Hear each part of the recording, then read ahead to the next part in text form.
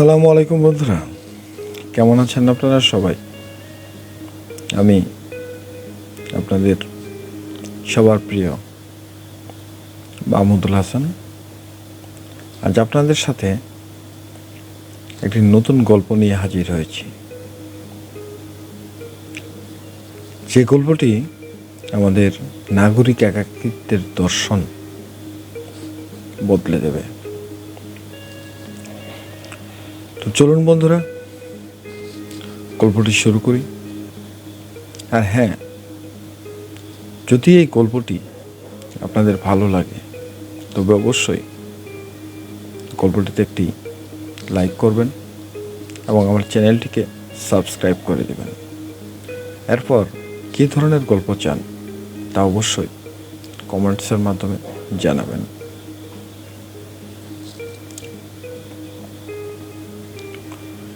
গল্পটির নাম নাগরিক একাকিত্বের দর্শন, নীল কুয়াশার জলছবি। ঢাকা শহরটি যেন এক প্রকাণ্ড দানব, যে প্রতিদিন লক্ষ লক্ষ মানুষের স্বপ্ন গিলে খায় এবং বিনিময়ে দেয় এক বুক যান্ত্রিকতা। এখানে ভালোবাসা মানে অনেক সময় কেবল ক্যাফেটেরিয়ার বিল ভাগ করে নেওয়া কিংবা সপ্তাহান্তে একটি সিনেমা দেখা। কিন্তু এই ভিড়ের মাঝেও কিছু প্রাণ থাকে যারা শব্দের চেয়ে নীরবতাকে বেশি ভালোবাসে। নীল এবং ঈশানী ছিল সেই দুর্লভ শ্রেণীর মানুষ। তাদের গল্পটি শুরু হয়েছিল এমন এক সময় যখন দুজনেরই মনে হচ্ছিল জীবন মানব কেবল এক বৃত্তাকার দৌড়, যেখানে গন্তব্য বলে কিছুই নেই। ঢাকার বনানী এলাকার 11 নম্বর রোডের একটি সরু গলি, সেখানে দ্য আরবান ওয়েসিস নামে একটি ক্যাফে আছে। আপনারা খুঁজলে হয়তো পেয়ে যাবেন, কিন্তু আমার এই গল্পে অবশ্যই সেই ক্যাফেটি আছে।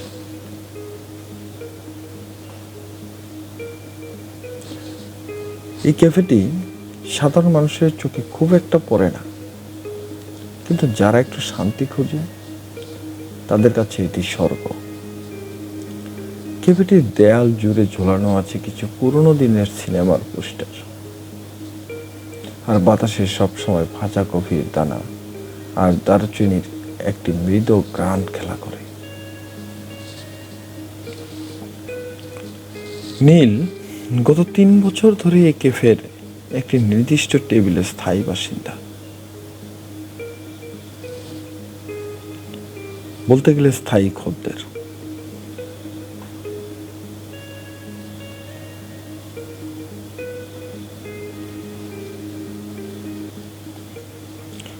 জানালার ঠিক পাশের সেই টেবিলটা, যেখান দিয়ে বাইরের ব্যস্ত রাস্তাটা দেখা যায়, কিন্তু ভেতরের পরিবেশটা থাকে একদম শান্ত। নীল একজন স্থপতি, তার বয়স এখন 30-এর কাছাকাছি।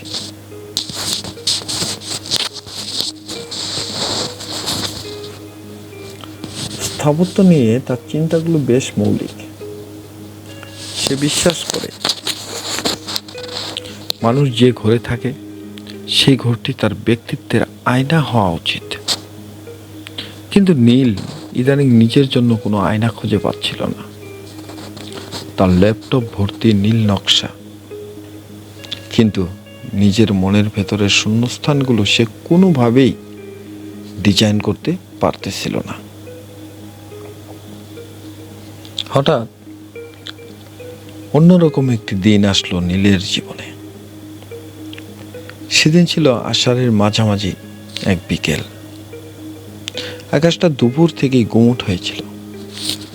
তারপর হঠাৎই নামলো বৃষ্টি। সেই ঝুম বৃষ্টি নয় যা দেখে আনন্দ হয়, বরং এক ধরনের বিষণ্ণ বৃষ্টি, যা মনের ভিতরের পুরনো সব স্মৃতি টেনে আনে।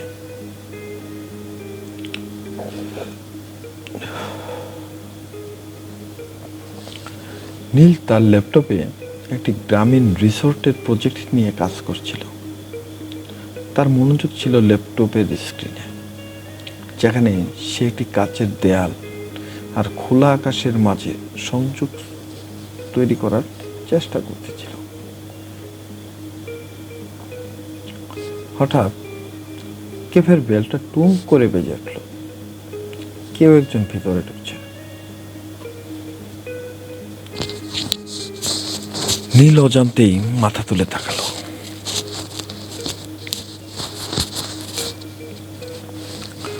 এক তরুণী ভিতরে ঢুকে নিচের ছাতাটা ঝাড়ছে। মেয়েটির পরনে ছিল গাঢ় নীল রঙের একটি লিনেন কামিজ, কপালে একটি সাদা পাথরের টিপ। তার চুলগুলো বৃষ্টির ছাতে ভিজে কপালে লেপ্টে আছে, যা তাকে এক অদ্ভুত স্নিগ্ধতা দিচ্ছে। মেয়েটির কাঁধে একটি বড় কাপড়ের ব্যাগ আর হাতে একটি স্কেচ বুক।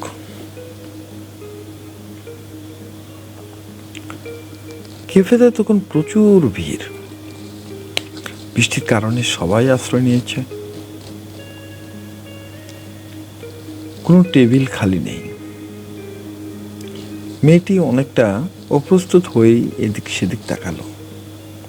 তার চোখের মণি দুটো যেন শরতের মেঘের মতো, কখনো উজ্জ্বল, কখনো বা বিষণ্ণতায় ঢাকা।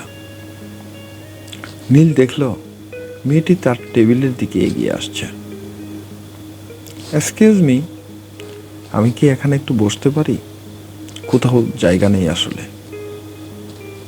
মেয়ের গলার স্বরটা ছিল একদম নিচু পর্দার, কিন্তু তাতে এক ধরনের আভিজাত্য ছিল। নীল কিছুক্ষণের জন্য তার মুখের দিকে তাকিয়ে থাকল। স্থপতি হিসেবে সে অনুপাতের বিচার করতে জানে, কিন্তু এই মেয়েটির চেহারায় এমন এক ধরনের সামঞ্জস্য ছিল যা কোনো স্কেল দিয়ে মাপা সম্ভব নয়। হ্যাঁ, নিশ্চয়, বসুন, নীল কিছুটা জড়তা নিয়ে বলল।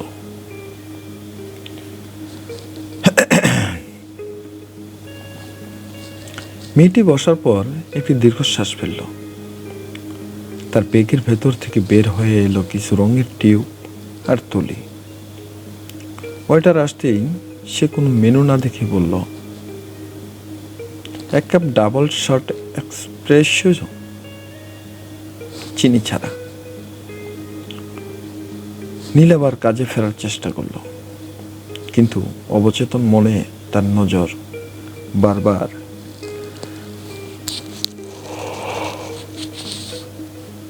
মেয়েটির দিকে চলে যাচ্ছিল। মেয়েটি তার স্কেচ বুকটা খুলে পেন্সিল সচল করল। সে ক্যাফের কোনো কিছু আঁকছিল না, বরং জানালার কাছে বৃষ্টির ফোঁটাগুলো যখন গড়িয়ে পড়ছে এবং রাস্তার বাইরের ল্যাম্পপোস্টের আলো যখন সেই ফোঁটাগুলোর উপর প্রতিফলিত হচ্ছে, সে সেই ক্ষুদ্র মুহূর্তটিকে ধরার চেষ্টা করছিল। নীল আর নিজেকে সামলাতে পারল না। আপনি কি বৃষ্টির প্রতিবিম্ব আঁকছেন? মেয়েটি স্কেচ বুক থেকে চোখ সরিয়ে নীলের দিকে তাকালো। তার ঠোঁটের কোণে মৃদু একটা হাসির রেখা ফুটে উঠল। প্রতিবিম্ব নয়, আমি আসলে বৃষ্টির একাকিত্বটুকু আঁকার চেষ্টা করছি। প্রতিবার যখন এক ফোঁটা কাচের উপর পড়ে, সে যেন কাউকে খুঁজছে। আমি ঈশানী, আমি নীল, স্থপতি। সেই বৃষ্টির বিকেলটি ছিল তাদের প্রথম অধ্যায়। কথা বেশি হয়নি, কিন্তু সেই নীরবতায় এক ধরনের স্বীকৃতি ছিল।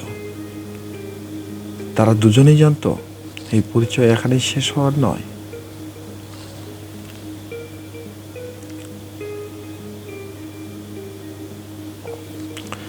ঈশানী কাজ করে একটি শীর্ষস্থানীয় বিজ্ঞাপনী সংস্থায় ভিজুয়ালাইজার হিসেবে।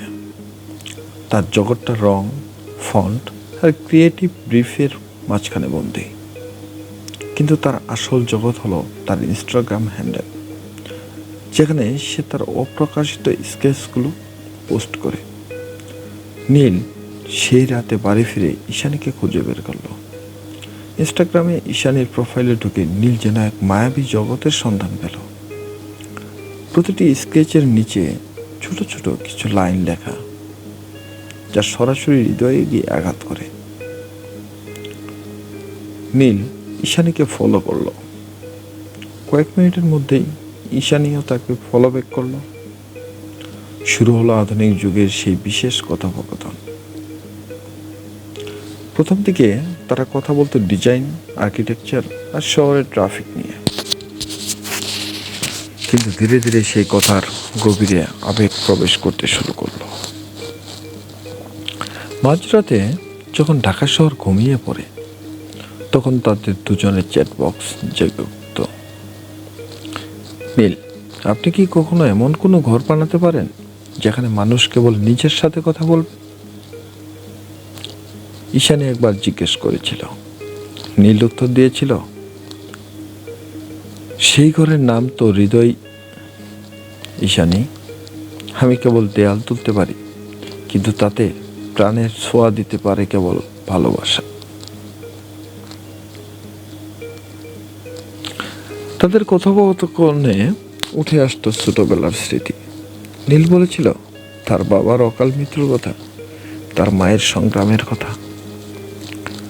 নীল ছোটবেলায় খুব একা ছিল। তার মা সারাদিন অফিসে কাজ করতেন, আর নীল জানালার পাশে বসে বসে আকাশ দেখত। সেই থেকেই তার মধ্যে ঘর আর আকাশের প্রতি এক অদ্ভুত আকর্ষণ তৈরি হয়েছে। ঈশানীও তার কথা বলেছিল। সে বড় হয়েছে এক কঠোর নিয়ম শৃঙ্খলার মাঝে।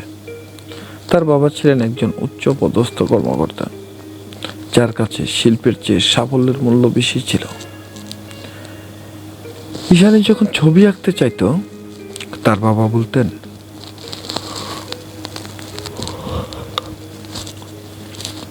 ছবি এঁকে জীবন চলবে না।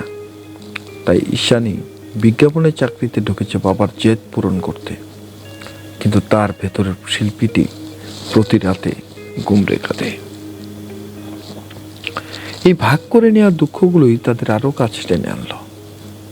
তারা একে অপরকে চিনতে শুরু করলো কেবল নাম দিয়ে নয়, বরং একে অপরের ক্ষতগুলো দিয়ে।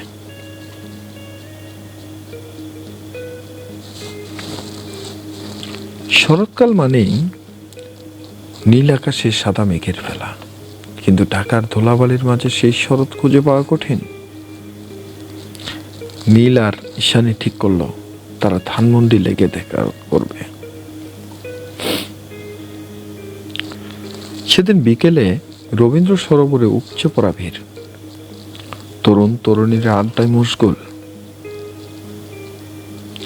নীল একটি ছাই রঙের পাঞ্জাবি পরে দাঁড়িয়েছিল। ঈশানী এলো ঠিক সময়ে। সাদা সুতির শাড়িতে তাকে দেখাচ্ছিল ঠিক যেন একগুচ্ছ কাশফুল। নীল তাকে দেখে এক মুহূর্তের জন্য স্তব্ধ হয়ে গেল। আপনাকে আজ স্থপতির ভাষায় বললে নিখুঁত একটি ল্যান্ডস্কেপ মনে হচ্ছে। নীল হাসতে বলল, নীল এই কথাটি হাসতে হাসতে বলল। ঈশানী লজ্জা পেল। আপনি সব সময় ঘর বাড়ি নিয়ে ভাবেন, তাই না? তারা হাঁটতে শুরু করলো লেকের পাড় ধরে। হকারদের চটপটি আর ফুচকার গ্রান, মাঝে মধ্যে রিক্সার টুংটাং শব্দ, সব মিলিয়ে এক অস্থির কিন্তু মায়াবী পরিবেশ। জানেন নীল, ঈশানী বলল, এই ভিড়ের মাঝেও মাঝে মধ্যে খুব একা লাগে। মনে হয় কেউ যদি হাতটা শক্ত করে ধরতো এবং বলতো, ভয় নেই, আমি আছি। নীল কিছু বলল না। সে কেবল ঈশানীর হাতের দিকে তাকালো। ঈশানীর হাতটা কাঁপছিল। নীল ধীরে ধীরে নিজের হাতটা বাড়িয়ে ঈশানীর আঙ্গুলগুলো স্পর্শ করল। ঈশানী পিছিয়ে গেল না, বরং সেও নীলের হাতটা শক্ত করে ধরল। সেই স্পর্শে কোনো কামুকতা ছিল না, ছিল এক অদ্ভুত আশ্বাস। ঢাকার সেই ধুলোবালি মাখা বিকেলে দুটি নিঃসঙ্গ আত্মা একে অপরের মধ্যে আশ্রয় খুঁজে পেল। তারা সেদিন অনেক কথা বলল। ঈশানী জানালো তার প্রাক্তন সম্পর্কের কথা, যা তাকে মানসিকভাবে ভেঙে চুরমার করে দিয়েছিল।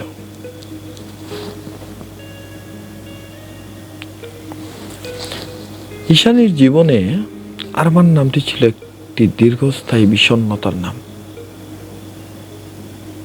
আরমান ছিল একজন সফল কর্পোরেট ব্যক্তিত্ব।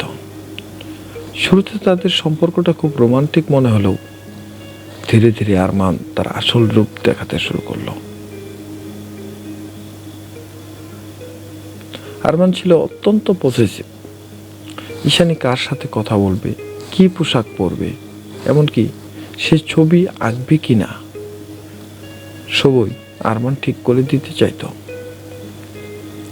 আরমান ঈশানীকে বলতো, তোমার এই স্কেচগুলো খুবই বাচ্চা সুলভ, এগুলো দিয়ে কেরিয়ার হবে না, তুমি বরং আমার বিজনেসের লোগো ডিজাইন করো। ঈশানী যখন প্রতিবাদ করত, আরমান তাকে মানসিকভাবে নির্যাতন করত। তাকে বোঝানোর চেষ্টা করত যে ঈশানীকে ছাড়া সে অচল, আবার তাকে সবসময় হীনবন্যতায় ভোগাত। এক রাতে আরমান রাগের মাথায় ঈশানীর প্রিয় একটি স্কেচ ছিঁড়ে ফেলেছিল। সেই রাতটি ছিল ঈশানীর জন্য চূড়ান্ত। সে সেই সম্পর্ক থেকে বেরিয়ে এসেছিল, কিন্তু তার মনে যে দাগ পড়েছিল তা সহজে মোছার নয়। নীল যখন ঈশানীর এই গল্প শুনল, তার হাতটা রাগে শক্ত হয়ে উঠল।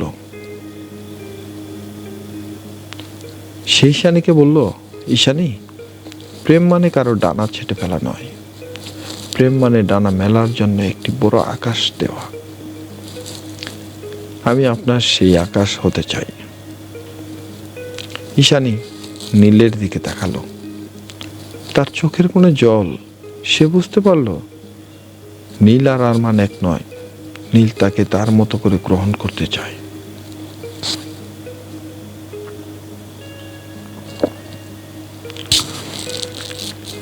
নীল ঠিক করলো সেই ঈশানীকে তার স্টুডিওতে নিয়ে যাবে। নীলের স্টুডিওটি ছিল লালমাটিয়ায় একটি পুরনো বাড়ির ছাদে। ছোট্ট একটা ঘর, কিন্তু চারপাশ দিয়ে লতানো গাছ আর প্রচুর আলো। ঘরের ভেতর কোনো দামি আসবাবপত্র নেই, আছে কেবল স্থপতির বোর্ড আর সারা দেয়াল জুড়ে বিভিন্ন ডিজাইন। ঈশানী যেদিন স্টুডিওতে এলো, নীল তাকে দেখে হাসলো। আজ আপনার জন্য একটা সারপ্রাইজ আছে। নীল ঈশানীকে ঘরের এক কোণে নিয়ে গেল। সেখানে একটি বড় ক্যানভাস রাখা ছিল, যা সাদা কাপড় দিয়ে ঢাকা। নীল কাপড়টা সরালো। ঈশানী স্তব্ধ হয়ে গেল। ক্যানভাসে নীল একটি বাড়ির ডিজাইন করেছে, কিন্তু এটি সাধারণ কোনো বাড়ি নয়। এটি মূলত একটি কাচের তৈরি ঘর, যার চারপাশ জুড়ে বাগান। আর সেই ঘরের দেয়ালগুলোতে ঈশানীর আঁকা স্কেচগুলো বড় বড় করে বসানো হয়েছে। আমি এই ঘরটির নাম দিয়েছি ঈশানীর গ্যালারি। আমি চাই একদিন আপনার সব স্কেচ এমন একটি ঘরে প্রদর্শিত হোক। আমি সেই ঘরটি তৈরি করব আপনার জন্য। ঈশানী আর নিজেকে সামলাতে পারল না। সে নীলের বুকে মাথা রাখল এবং ঝর্ণার মতো কেঁদে ফেলল। জীবনে এই প্রথম কেউ তার স্বপ্নকে এত গুরুত্ব দিল। নীল তাকে শান্ত করার চেষ্টা করল। সে বুঝতে পারল ঈশানীর জীবনের সব অন্ধকার সে নিজের হাতে মুছে দিতে চায়। কিন্তু জীবন সবসময় কল্পনার মতো সুন্দর হয় না। হঠাৎ করেই নীলের প্রফেশনাল লাইফে একটি ঝড় উঠল। নীলের পার্টনার সাজিদ, যাকে নীল নিজের ভাইয়ের মতো বিশ্বাস করত, সে একটি প্রজেক্টের টাকা আত্মসাৎ করে এবং সব দোষ নীলের ওপর চাপিয়ে দেয়। নীলের ফার্মের লাইসেন্স বাতিল হওয়ার নোটিশ এলো। মিডিয়াতে নীলের নামে কচ্ছা রটানো হলো, যেন সে এক দুর্নীতিবাজ স্থপতি। নীল মানসিকভাবে ভেঙে পড়ল। সে নিজের স্টুডিওতে নিজেকে বন্দি করে ফেলল। মানুষের সাথে কথা বলা বন্ধ করে দিল। এমনকি ঈশানের ফোনও সে ধরত না। সে ভাবছিল সে নিজেই যখন ডুবছে তখন ঈশানীকে সাথে নিয়ে ডুবার কোনো মানে হয় না।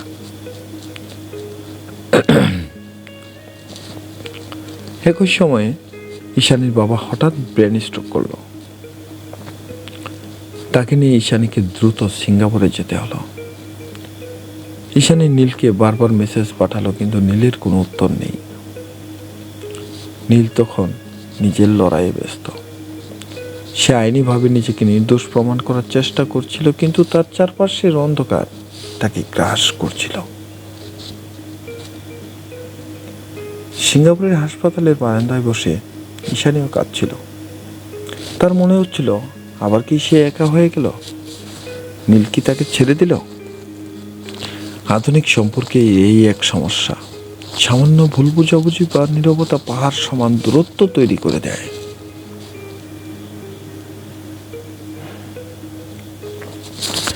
দীর্ঘ 3 মাস নীল আর ঈশানের মাঝে কোনো যোগাযোগ ছিল না। নীল তখন দিন রাত এক করে নথিপত্র ঘেটে সাজিদের জালিয়াতি ধরার চেষ্টা করছিল। সে বুঝতে পারল সাজিদ খুব সূক্ষ্মভাবে নীলের সই জাল করেছে। সে একজন বড় আইনজীবীর শরণাপন্ন হল। অন্যদিকে সিঙ্গাপুরে ঈশানীর বাবার চিকিৎসা সফল হলো, কিন্তু ঈশানীর মনটা ছিল ঢাকায়। সে প্রতিদিন নীলের ইনস্টাগ্রাম প্রোফাইল চেক করত। নীল কোনো ছবি পোস্ট করতো না, কিন্তু ঈশানী লক্ষ্য করল নীল তার পুরনো স্ক্র্যাচগুলোতে লাইক দিচ্ছে। এটা ছিল তাদের নীরব কথোপকথন।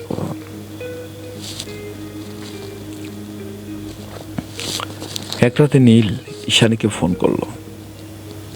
প্রায় 3 মাস পর নীলের কণ্ঠস্বর শুনে ঈশানী স্তব্ধ হয়ে গেল। ঈশানী, আমি জানি আমি অনেক বড় ভুল করেছি আপনার থেকে দূরে থেকে, কিন্তু আমি চাইনি আমার এই দুর্নামের ছায়া আপনার উপর পড়ুক। নীল, আপনি কি পাগল? ভালোবাসা কি কেবল সুসময়ে পাশে থাকার নাম? আমি আপনার অন্ধকারের ভাগিদারও হতে চেয়েছিলাম। নীল বুঝতে পারল সে ভুল করেছে। সেই ঈশানীকে জানালো যে সে প্রজেক্টের সব প্রমাণ জোগাড় করেছে এবং খুব শীঘ্রই তার সুনাম ফিরে আসবে। ঈশানী উপাস থেকে বলল, ফিরে আসুন নীল, আমি আপনার জন্য অপেক্ষা করছি।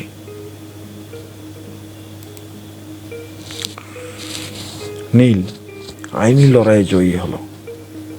সাজিদ গ্রেফতার হলো এবং নীলের সম্মান পুনরুদ্ধার হলো। মিডিয়াতে নীলের সততার খবর বড় করে ছাপা হলো, কিন্তু নীলের কাছে সবচেয়ে বড় পুরস্কার ছিল ঈশানীর ফিরে আসা।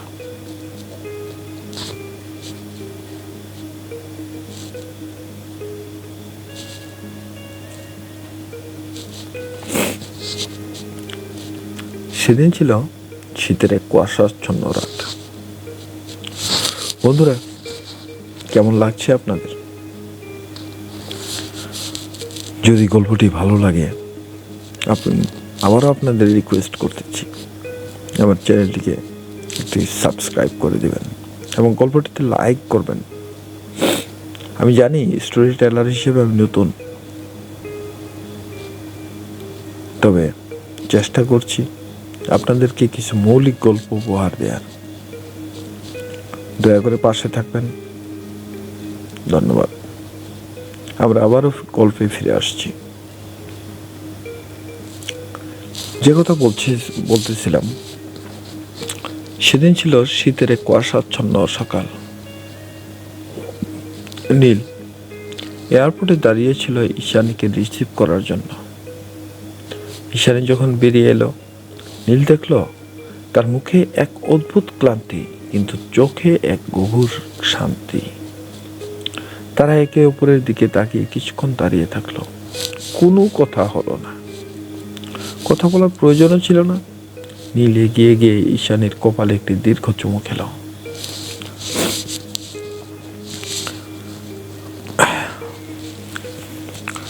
তারা আবার সেই বনানীর ক্যাফেতে গেল। সেই একই জানালার ধারের টেবিল, বাইরে হালকা কুয়াশা। নীল ঈশানীকে একটি ছোট্ট প্যাকেট দিল। ঈশানী খুলে দেখলো একটি সোনার চেইন, যার লকেটে ছোট্ট একটি ঘর আর একটি স্কেচ বুক আঁকা। ঈশানী, আমি হয়তো খুব রোমান্টিক মানুষ নই, কিন্তু আমি কথা দিচ্ছি আমাদের এই নীল কুয়াশার জলছবি আমি সারা জীবন সযত্নে আগলে রাখবো। আপনি কি আমার সাথে সেই কাচের ঘরটিতে থাকবেন? ঈশানী হাসলো। তার হাসি যেন কুয়াশার চিরে রোদের মতো ফুটে উঠল। আমি তো সব সময় সেখানেই ছিলাম নীল, আপনি কেবল আমাকে দেখতে পাচ্ছিলেন না।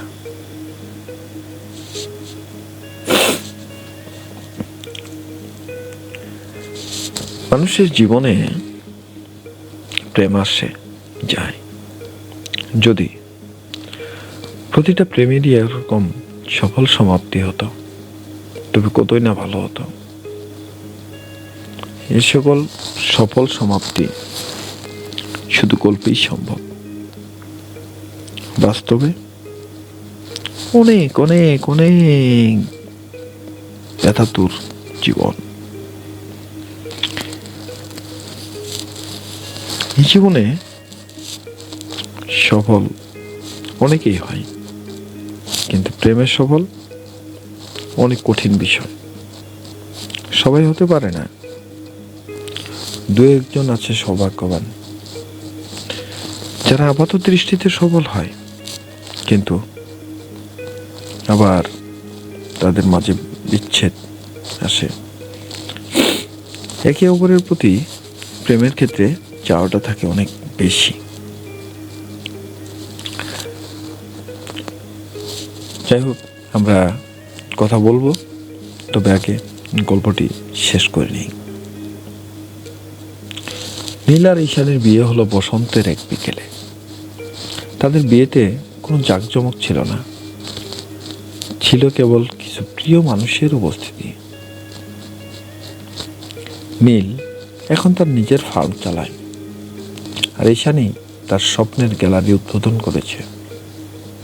তাদের ড্রয়িং রুমে আজও সেই পুরনো বৃষ্টির বিকেলের স্কেচটি ফ্রেম করা আছে। আমাদের এই আধুনিক জীবনে, যেখানে মানুষ কেবল স্বার্থের পেছনে ছুটে, সেখানে নীল আর ঈশানী এক উজ্জ্বল দৃষ্টান্ত।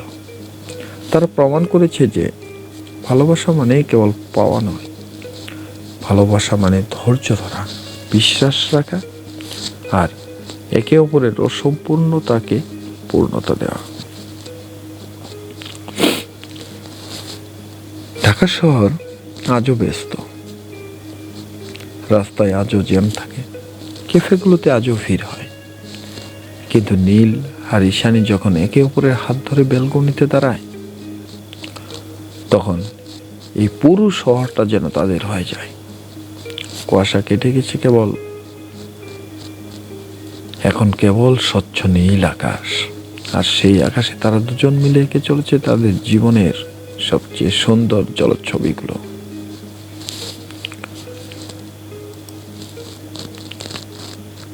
আসলে বন্ধুরা, আমরা যে যত যাই কিছু করি না কেন, আমাদের প্রত্যেকের জীবনটা এরকম সুন্দর হলে, যদি সবার কাছে ভালো লাগে। বাস্তব কিছু কথা বলি, জীবনটা রঙিন ক্যানভাস নয়।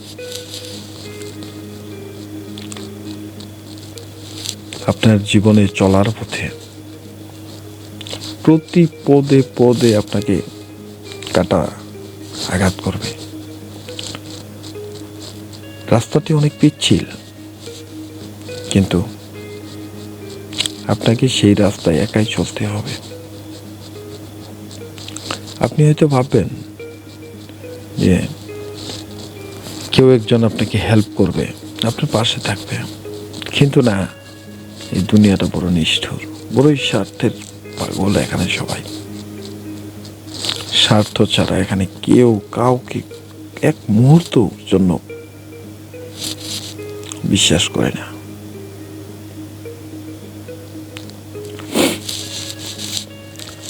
আমাদের এই স্বার্থ যা আমরা খুঁজছি, তা কখন শেষ হবে আমরা নিজেরাও জানি না।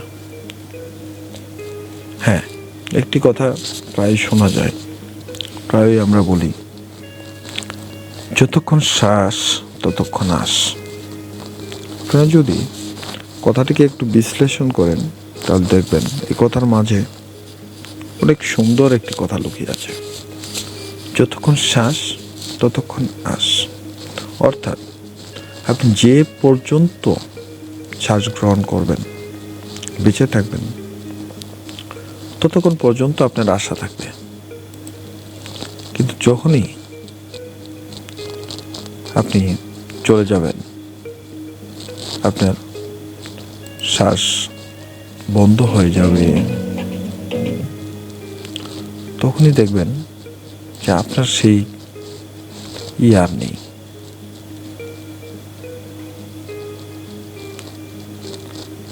কাজেই কবিরা বা দার্শনিকেরা সত্যই বলেছেন যে যতক্ষণ শ্বাস ততক্ষণ আস। যখনই আপনার আশা থাকবে না, মনে রাখবেন, তখন আপনি আর বেঁচেও থাকবেন না।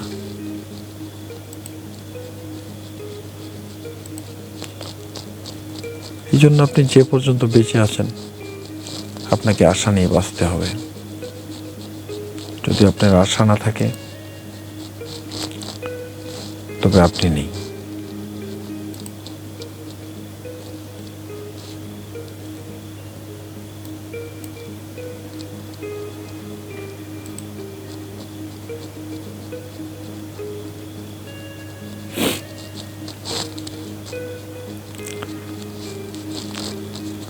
আপনারা তো বন্ধুরা সবাই অনেক ভালো,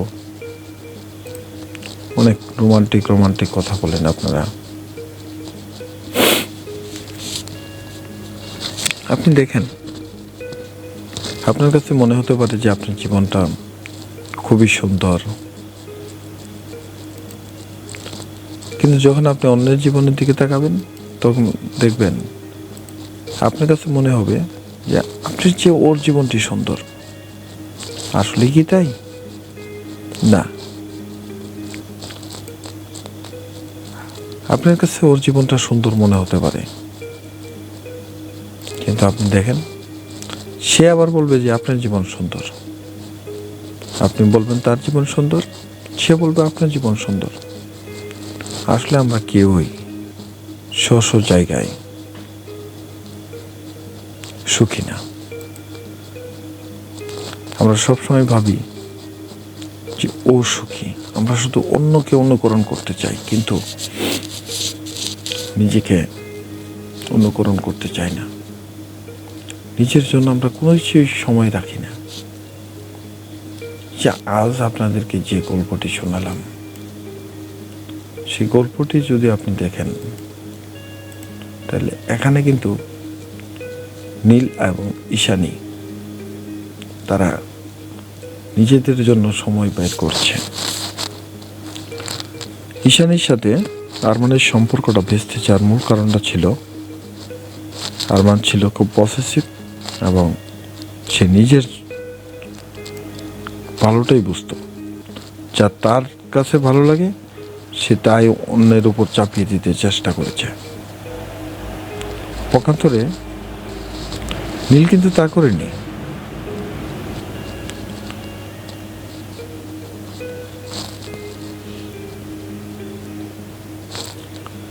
তো বন্ধুরা, যদি আজকের এই ভিডিওটি আপনাদের কাছে মনে হয় যে না, এই ভিডিওটি লাইক করার মতো, তাহলে অবশ্যই একটা লাইক দিয়ে দিবেন। কমেন্টসে আপনাদের মতামত জানাবেন। সর্বোপরি চ্যানেলটিকে একটি সাবস্ক্রাইব করে দেবেন। আর যদি আপনি ইতিমধ্যে সাবস্ক্রাইব করে থাকেন, তাহলে আপনাকে অসংখ্য অসংখ্য ধন্যবাদ। তো আজ এই পর্যন্তই। আমাদের এই চ্যানেলে বিভিন্ন ক্যাটাগরির জিনিস আপনি পাবেন। প্রচণ্ড শীত, আজ বিদায় নিচ্ছি। সবাই ভালো থাকবেন, সুস্থ থাকবেন। সবার মঙ্গল কামনা করে এখানেই শেষ করতেছি। খোদা হাফেজ।